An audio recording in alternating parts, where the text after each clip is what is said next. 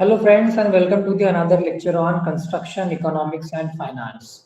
And today our topic is capital structure. So in the lecture series we have seen how these terms of purely of finance and management are being associated with the construction industry.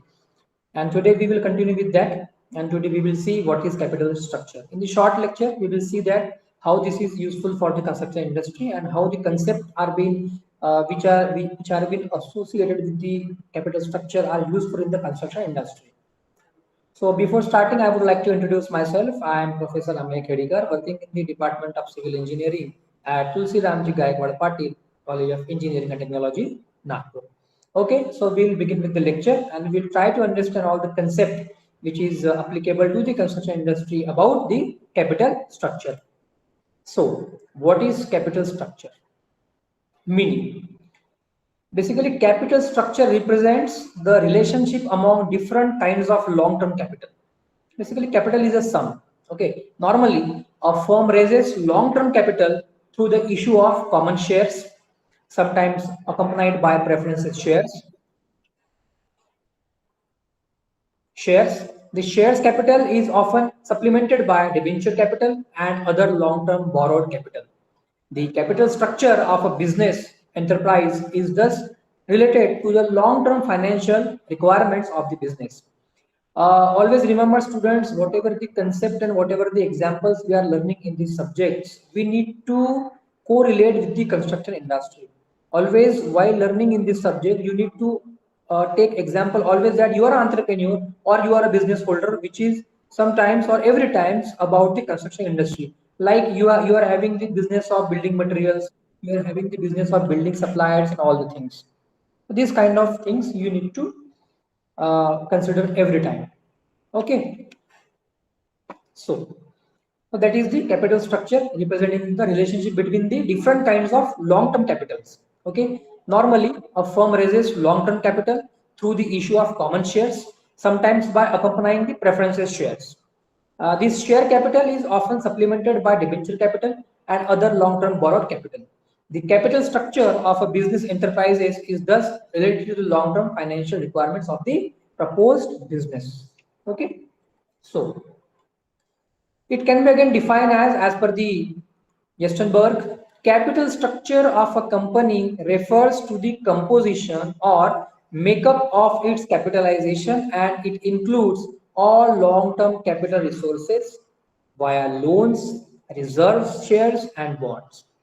So as per the Westenberg, it can be defined as in a simplest way, like it is the company's reference about the composition or makeup of its capitalization, and it includes all long-term capital resources by loans, reserves, shares, and bonds. That is the definition of capital structure. If you can define it, it's company's preference basically to composition or to makeup upon its capitalization and includes all kind of long-term capital sources, loan, funding, etc. International. This I would like to give the reference of my lecture in which I have shared the different type of resources fundings, direct funding, indirect funding, okay, all the things. So that kind of resources are available in terms of capital structure. Now, importance. The importance of capital structure is mainly in the value maximization, cost minimization, increasing share prices. So we'll see one by one, and again in continuation we will see slide by slide. So the importance of designing a proper capital structure is explained below. Number one, value maximization. Capital structure maximizes the market value of a firm. That is, in a firm having a properly designed capital structure, the aggregate value of the claims and ownership interest of the shareholders are maximized. In the value maximization, a firm having properly designed capital structure, the aggregate value and the claim of ownership interest of shareholders is maximized. It gets increased. Again, cost minimization. Once you have a capital structure, it minimizes the firm's cost of capital or cost of financing. You need not have to take a loan or dependent on the any other kind of income sources. So by determining a proper mix of the fund resources, a firm can keep all the overall cost capital to the lowest. So you are not dependent on the other kind of resources if you are having enough. So cost minimization is there. Apart from that, increase in the share prices. So capital structure maximizes the company's market price shares by increasing earnings per share of the ordinary shareholders. It also increases dividend receipt of the shareholders. Okay, so capital structure, once you are having enough capital structure, it maximizes the company's market price, and by increasing the earnings per share, the ordinary shareholders, okay, for ordinary shareholders, it also increases the dividends receipt of the shareholder. In the again continuation, investment opportunity, growth of the country, ultimately growth of the country and patterns for capital structure. So once you are having the capital structure, which increases the ability of the company, to find new wealth, creating investment opportunities with proper capital gearing, it also increases the confidence of the suppliers of debit. Okay. Finally, growth of the country. Capital structure increases the country's rate of investment and growth by increasing the firm's opportunity to engage the future wealth creating investments. Okay, capital structures is ultimately helping the nation to grow in the economy, which results in the growth of the country. And capital structure increases the country's rate of investment and growth by increasing the firm's opportunity to engage in future wealth creating investments. Now, pattern of capital structure. There are usually two sources of fund used by a firm, debit and equity. A new company cannot collect sufficient funds as per their requirements as it has yet to establish its creditworthiness in the market. Consequently, they have to depend only on equity shares, which is simplest type of the capital structure.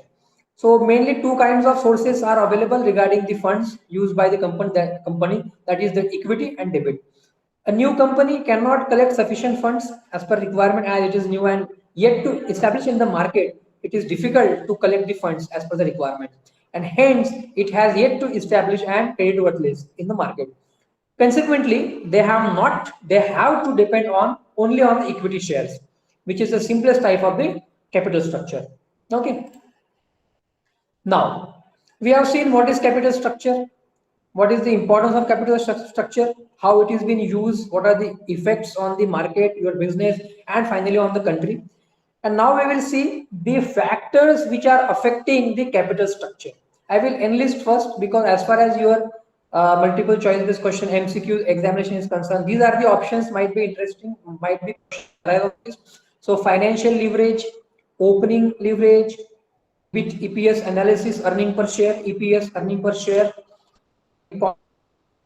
growth and stability of sale and flexibility, nature and size of the firm, cash flow analysis, control, marketability, flotation cost, industry standards, capital market condition, asset structure, purpose of financing, period of finance. Okay, then a lot of things having affection, or a lot of things are there which affects the capital structure. Lot of things. So we will see one by one the factors which are affecting on the capital structure. Number one, financial leverage. Number one is the financial leverage. The use of long-term fixed interest bearing debit and preferences share capital along with the equity share is called as the financial leverage. Okay.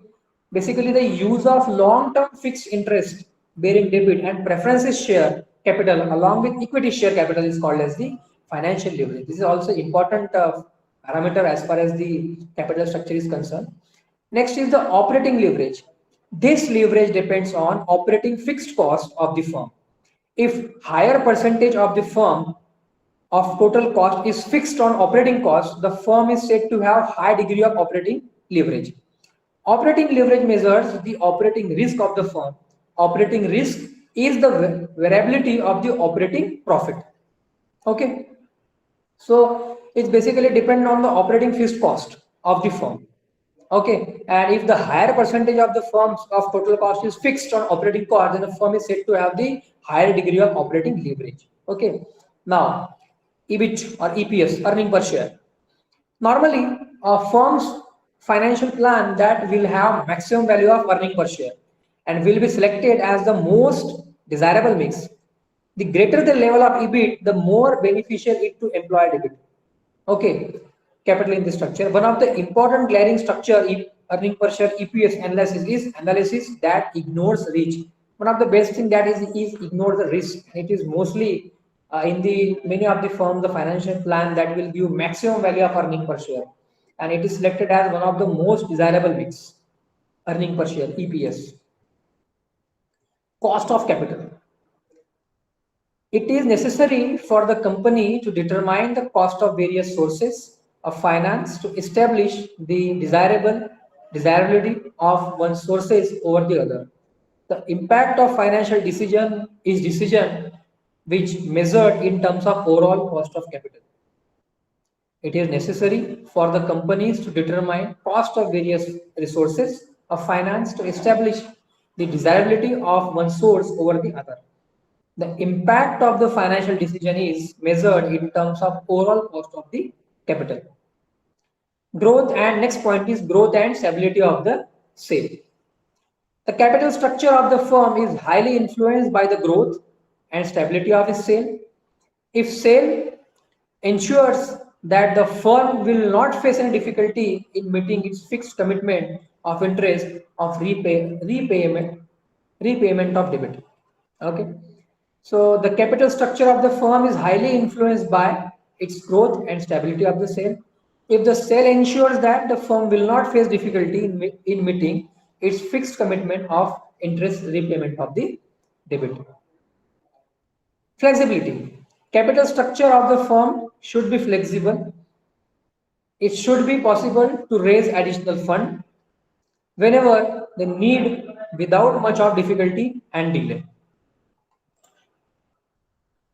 Nature of the firms, cash flow analysis, control, nature and size of the firm. A public utility concern has different capital structure as compared to other manufacturing concerns. Public utility concerns may employ more of debit because of stability and regularity of their earnings. On the other hand, a concern which cannot provide stable earning due to the nature of its business and will have rely mainly on the equity capital. That is the nature of size of the firm. Now, cash flow analysis. Dear friends, even earlier lecture we have understand what is cash flow and how it is being considered. What is cash flow analysis? So in continuation, and as far as this is the factor which is affecting on the capital structure, the capital structure of the firm should be so planned that it should be able to service its fixed charges under any reasonable, predictable adverse circumstances. The company is expecting larger and larger and stable cash inflows in future can employ large amount of debit in their capital structure. Otherwise, it will be a risky case. Okay. Finally, the control. Ordinary or equity shareholders have voting rights. They are the owners of the firm and can exercise control over its overall affairs. While preferences share do not have the voting right except under the special circumstances. But the use of too much debit will increase financial risk and may ultimately lead to bankruptcy, which means complete loss of the control. So it is a very important point as far as the capital structure is concerned. But too much debits, okay, will increase the financial risk, and the day will not too far that you will have the bankruptcy, which means complete loss of the control. Okay. In continuation, next is the marketability. The condition in capital market are continuously changing. At one time, the capital market favors the debenture issues, and at the other time, it readily accepts common share issues. Based on the changing market sentiments, decision should be taken regarding raising the funds through debit or the equity. The available alternative should be viewed in the light of both general capital market and the condition and internal condition of the company. Very rightly said in the first line, the conditions of the market, it is continuously changing. See, it is changing as per the demand and supply. It is changing as per the consumer's behavior. It is changing as per the industrial need. It is changing as per the revolution in the society, revolution in the industrial area. New materials are coming, old materials are not preferring, rate cost analysis, all the things are available. So one of the time market may favors to the debenture issues, at other time it accepts a common share issue based on the changing market sentiment, decisions should be taken regarding raising the funds through debit or equity. The available alternative should be viewed in the light of both general capital market conditions and internal conditions of the company. Floating cost. The floating costs are incurred only when the funds are raised. Normally, cost of floating debit is less than the considered in designing of the capital structure. While designing the capital structure of firm and the industrial position, the capital structure of other similar risk class firm should also be evaluated. This is because in fact that in case a firm follows a capital structure other than that of single firm in the same industry, it may not be accepted by investor. Thus, while designing the capital structure of a firm, certain common factors like nature, type, size, etc. are to be considered. That are the industry standard that we have to consider. Okay, because in case of firm not following the capital structure other than that of similar firm, the same industry may not be acceptable by the investor. Hence, we need to consider the factors like the type, size, and etc. Okay. Capital market condition in which marketability, which means the ability of the firm to sell or to share the market particular type of the security in particular period of the time. Marketability is considerably influenced by the constraint prevailing in the capital market. The liquidity and composition of assets should be kept in mind while selecting the capital structure. A fixed asset constitutes a major portion of the total assets of the company.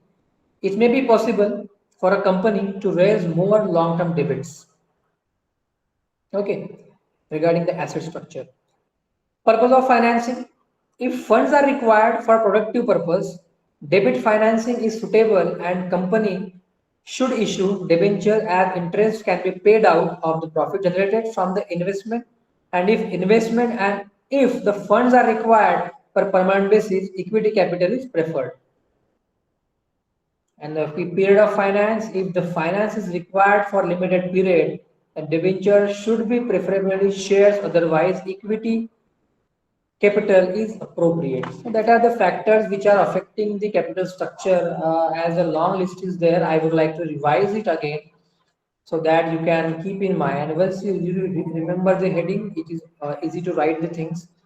The factors which are affecting capital structure, first one is the financial leverage, second one is the operating leverage, then earning per shares, cost of capital, growth and stability of the sales, flexibility, nature and size of the firm, cash flow analysis, control, marketability, flotation cost, industrial standard, capital market condition, asset structure, purpose of finance, period of finance.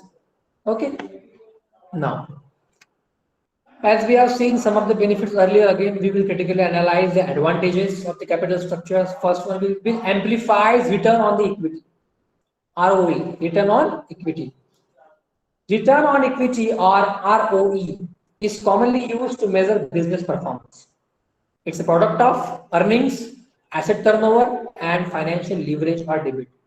The more leverage or debit you have in your capital structure, the more it amplifies the potential earnings.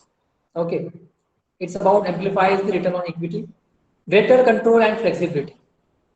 Debit financing allows you to keep full ownership over your business. With full ownership comes complete control.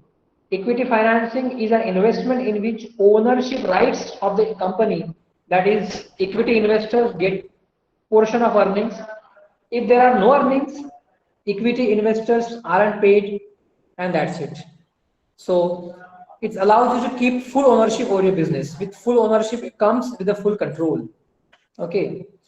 In equity advantage, the capital structure also provides flexibility in raising funds.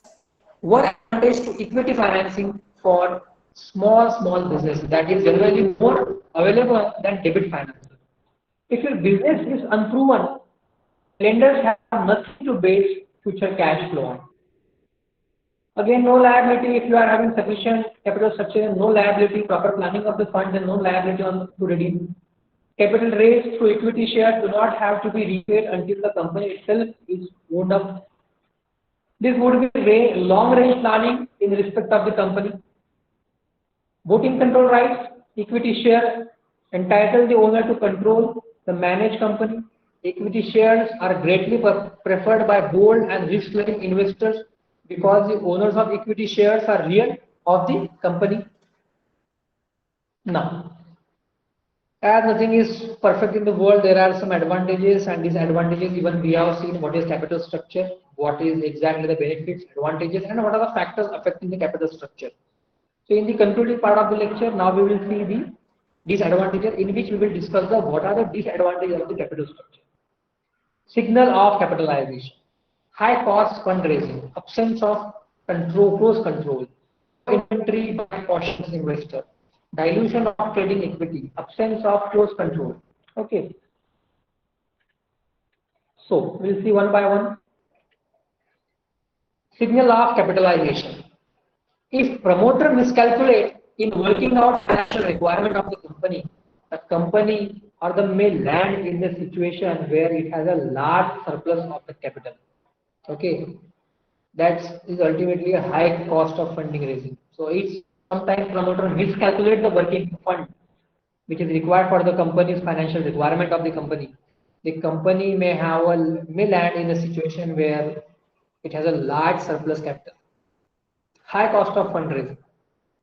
As many bold and risk-loving investor is always small, a company has spent much time to raise equity capital. Okay.